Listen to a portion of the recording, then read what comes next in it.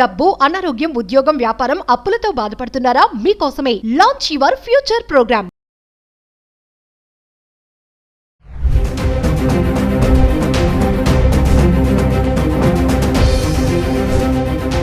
నమస్తే, welcome back to Suman T. ప్రస్తుతం మనతో పాటు ఉన్నారు ఫ్యామిలీ కౌన్సిలర్ రజనీ రామ గారు.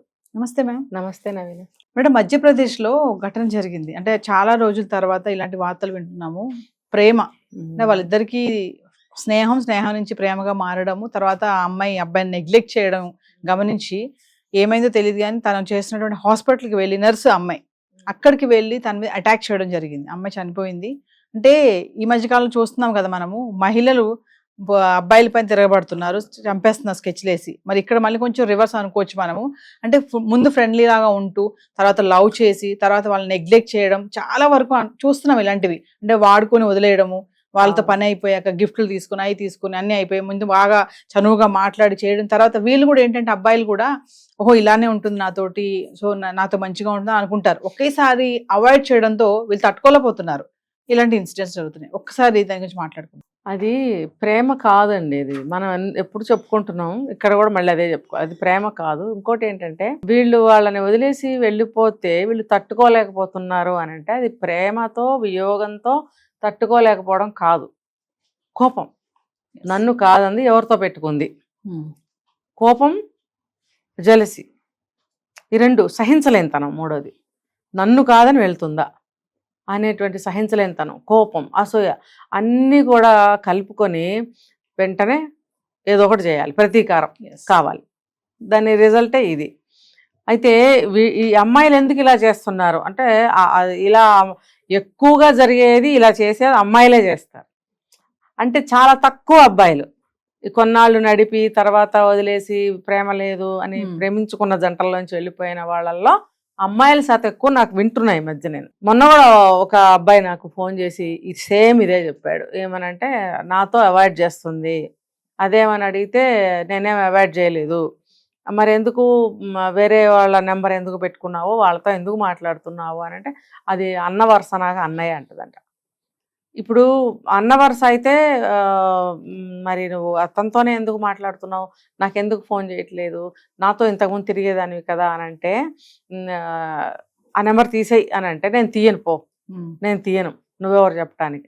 నిజంగా అక్కడ ప్రేమ అనేది ఉంటే అసలు అలాంటివి జరగవు. ఈ అబ్బాయి తీసేయమన్నాడు, ఆ అమ్మాయి అలా మాట్లాడదు. అసలు నిజమైన ప్రేమ కాదది, అసలు స్టైల్ అనుకోవాలి నవీన. ఇవాళ రోజున ప్రేమించి పెళ్లి చేసుకుంటే లైఫ్ బాగుంటుందేమో, ఇలా ముందుగా కొంచెం తెలుసుకుని పెళ్లి చేసుకోవటం అనే దానికి పేరు ప్రేమ అని పెడుతున్నారు ఈ రోజుల్లో. Love marriages. లవ్ ఎక్కడుంది అసలు? ఈ మాట చెప్పడానికి కూడా చాలా బాధగా నీరసంగా కూడా ఉంది నాకు. లవ్ ఏంటి? లవ్ లేదు, పాడు లేదు, ఏం లేదు అక్కడ. అంత లవ్ ఉంటే ఇద్దరు కూడా అలా ప్రవర్తించుకోరు ఫస్ట్ ఆఫ్ ఆల్.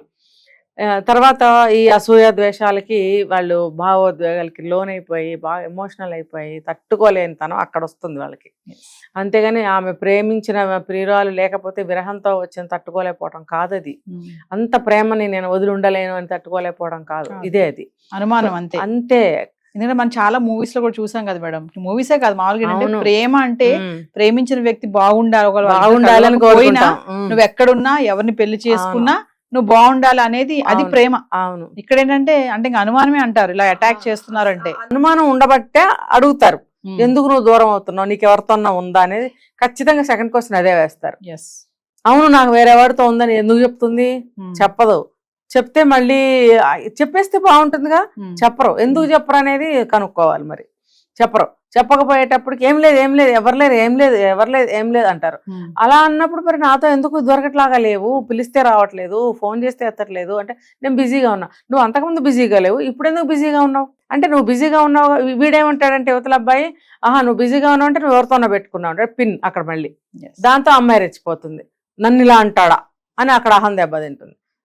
తనెవరు, నా మీద ఏం హక్కు ఉంది అంటే. అబ్బాయిలు సిన్సియర్ లవ్ అంటారా మేడం కంపేర్ టు అమ్మాయిలతో కంపేర్ చేస్తే? సిన్సియర్ గానే ఉంటారు, కానీ అది ట్రూ లవ్ కానే కాదు. ఇప్పుడు ఇష్టపడటం అనేది ఇష్టపడతారు కొంతమంది, కానీ అది నిజంగా ట్రూ లవ్ అని నిరూపించమనండి ఎక్కడన్నా.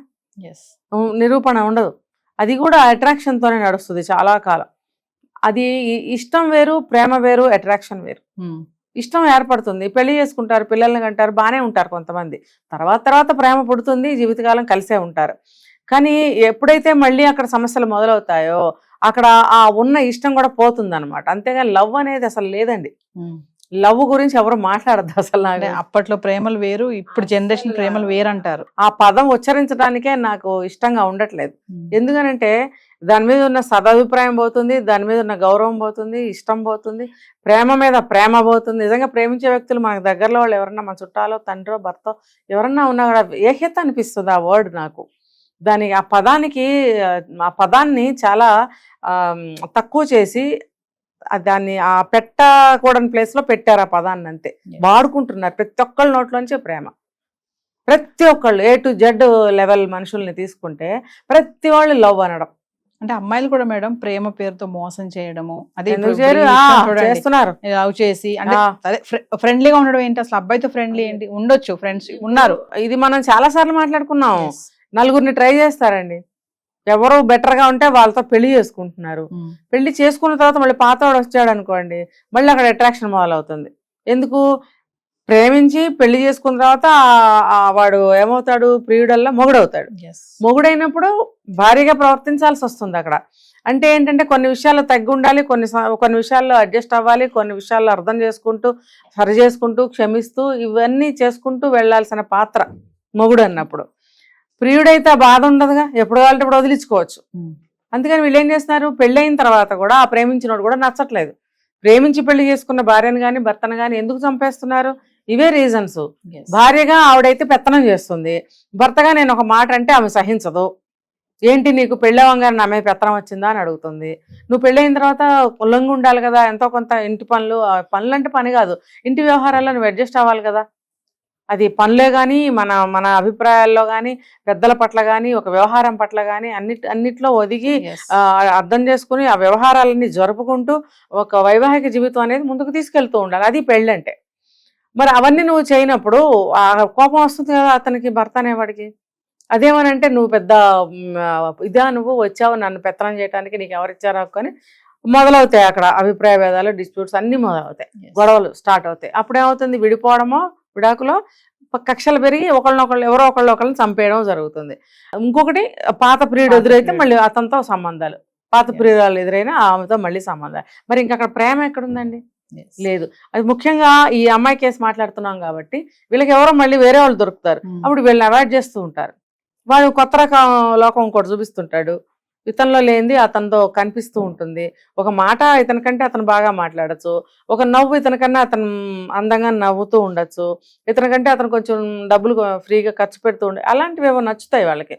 నచ్చినప్పుడు ఏమవుతుందంటే కట్ చేస్తారు, అబ్బో వీడికంటే వాడే బెటర్. ఇలా ఒకళ్ళిద్దరు ముగ్గురు నలుగురిని మెయింటైన్ చేసే అమ్మాయిలు నాకు తెలుసు. ఏంటంటే చివరికి ఎవరు నచ్చితే, ఎవరు నాకు బాగా లొంగి ఉంటాడో, మనం మాట్లాడుకున్నాం ఇది, ఎవరైతే నేను అన్న ప్రతిదానికి ఎస్ ఎస్ ఎస్ అంటుంటాడో, లొంగి ఉంటాడో, అడగగానే తెచ్చిస్తుంటాడో, వాళ్ళ అమ్మ నాన్న రానియకుండా చేస్తాడో, మరి నా పెళ్ళాన్ని ఎవరన్నా ఉంటే చంపేస్తానంటాడో, అట్లాంటి వాడిని పెట్టుకుని చేసుకుంటారు చివరికి. మరి వాడితో కూడా అడ్జస్ట్ అయ్యి జీవితకాలం ఉంటే ఓకే, మంచిది. అక్కడికి ఓన్లీ అమ్మ చంపుకోకుండా మీరు ఇద్దరు జాగ్రత్తగా ఉండండి అని తల్లిదండ్రులు పక్కకు ఉండగలుగుతారు. అక్కడ ఆ గ్యారంటీ కూడా ఇవ్వలేకపోతున్నారు. ఇలా తయారయ్యారు. మరి ఏం చెప్పంటారో చెప్పండి. Thank you.